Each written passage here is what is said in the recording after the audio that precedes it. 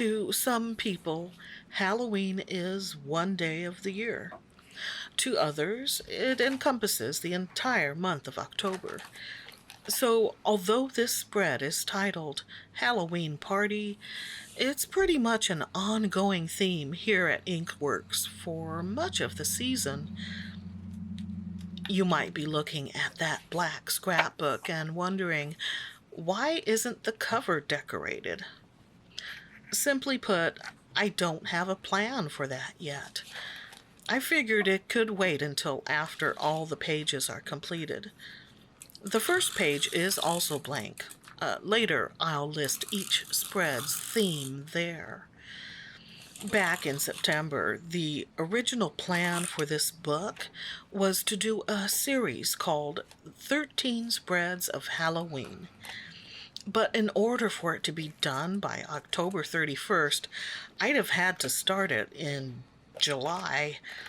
So instead, it's the Creepy Collage book, which I can take my time with and work on over not only fall, but winter as well.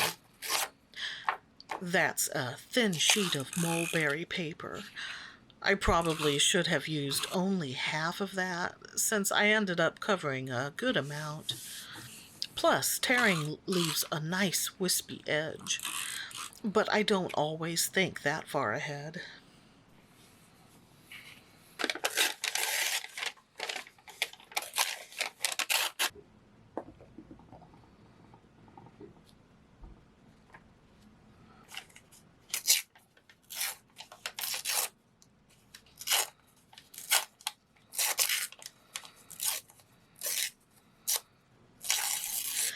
That clipping of cookies came from an old copy of Martha Stewart's magazine.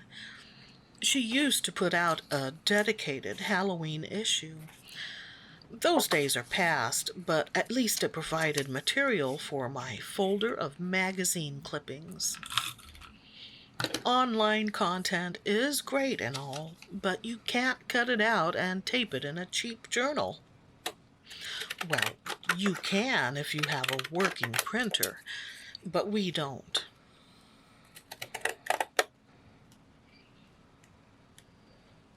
The bingo card came from Tim Holtz's Expedition Ephemera pack. In fact, several other pieces from that pack were also used in this spread. Clock face, who and where, and the number 13.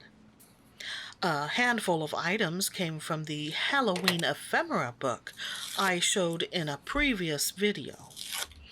I wasn't very impressed with the book at the time, but it actually ended up providing a lot of clippings for my stash.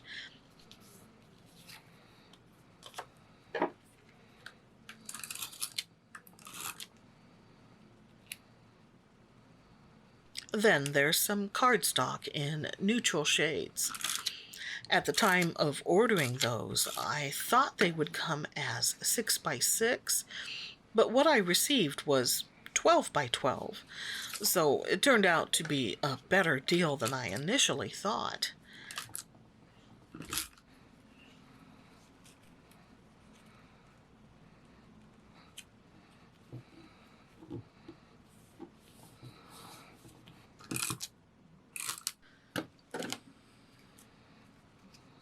I finished watching Only Murders in the Building. The entire first season series, I think it was 10 episodes, revolves around the murder of an unpopular tenant in a New York apartment building. The most pressing mystery to me, though, was the title. Only Murders in the Building? What does that even mean? No petty crimes here, only murders. But it makes sense by the end of the first, or was it the second, episode. It was cleared up early on anyway. Yeah, I'm already into mysteries, but add a cool fictitious setting like the Arconia and two of my favorite amigos, well, I was on top of that.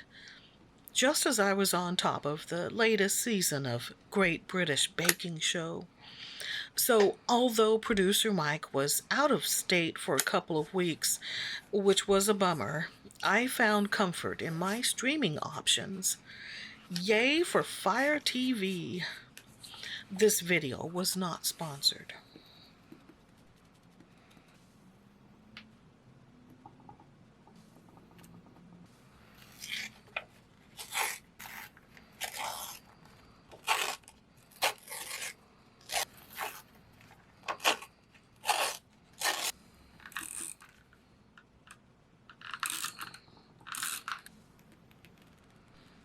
Speaking of murder mysteries, those who and where pieces of ephemera made me think of the board game Clue. Growing up, I played a lot of board games with my siblings. Parcheesi, Monopoly, Risk, Payday, Scrabble, and lots of Clue. But one of my favorites was kind of obscure, and I haven't met anyone else who's ever played it. It was called The Inventors. It had a late Victorian aesthetic filtered through a 1970s prism that totally floated my boat. And there was a clever element called the Incredible Patent Picker Move Maker Machine that attached metal patent clips to your invention cards, but it also rolled the dice for you. Just drop them into the opening on top, press the plunger, then listen to the satisfying ringing and rattling as they tumble down to the bottom. I rarely won any of our games. I could blame it on me being the youngest, but I think my competitive drive is pretty weak. While others strategized for maximum gain, I delighted in collecting the cards and admiring the art design.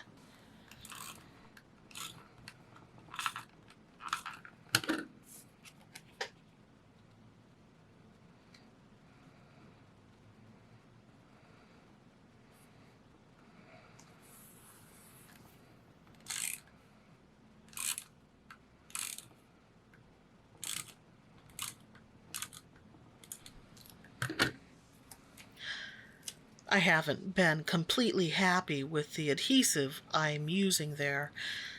That's one of the rollers from the AdTech 4-pack I got a while back. And I've since gotten a pack of Scotch brand for when I've used these up, which won't take long since one of them broke on me and I'm already on my last roller. Yeah, not a lot of glue in them. I have yet to be let down by Scotch, though, so hopefully that will work better for me.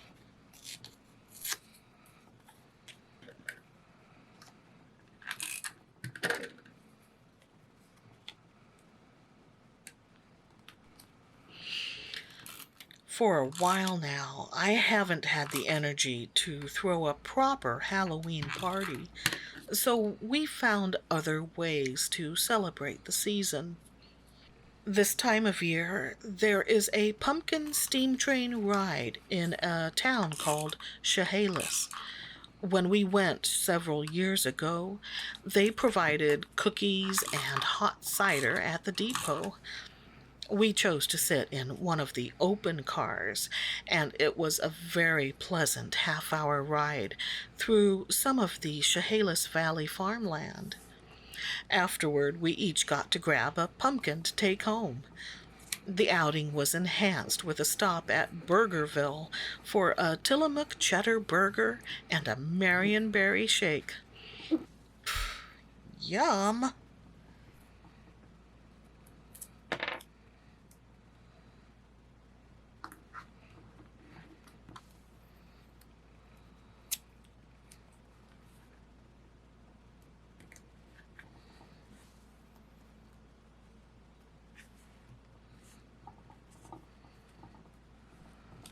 One Halloween tradition that hasn't changed much, though, is what happens at 3 in the morning on October 31st, which is producer Mike running around the front yard, mumbling and cursing while fiddling with fog machines and trying to get foam headstones to stand upright. It's like something straight out of the 2012 documentary The American Scream. Not that we're obsessed with Halloween. Unless watching The American Scream a dozen times is a sign of obsession. Nah.